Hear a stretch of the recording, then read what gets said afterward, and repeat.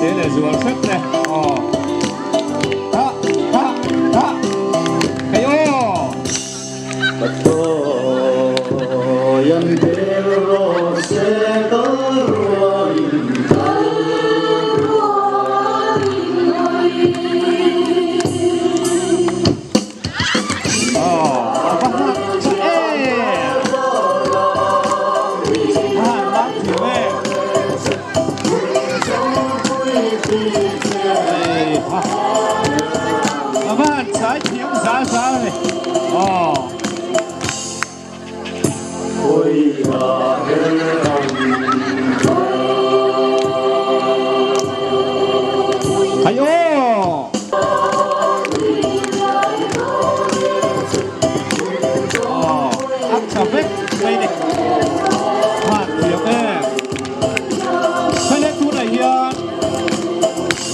uê mê đây với sầm riết bờ riêng na rú là uê mê đây chỉ là uê mê đây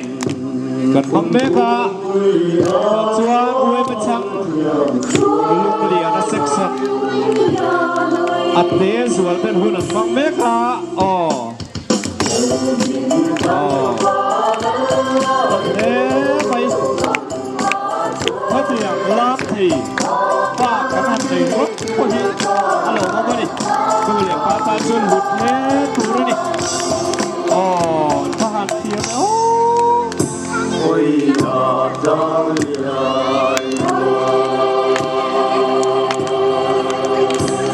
ôi thế là xuân làm rồi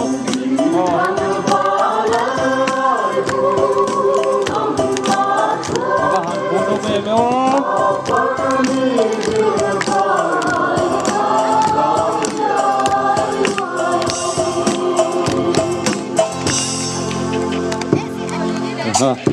ai thế là rồi tu lúc này lên sau cái siêu tu nào thấy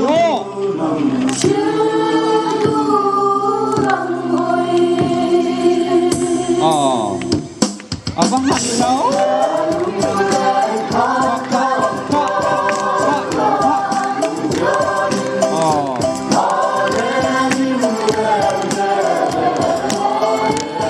chạm hết đây đi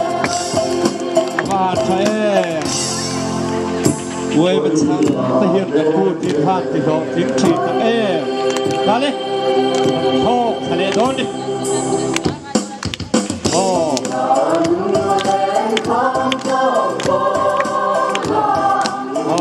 bạn thiên vô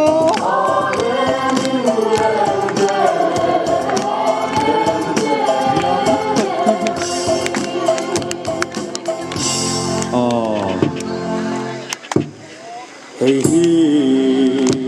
Mì Gõ để không bỏ lỡ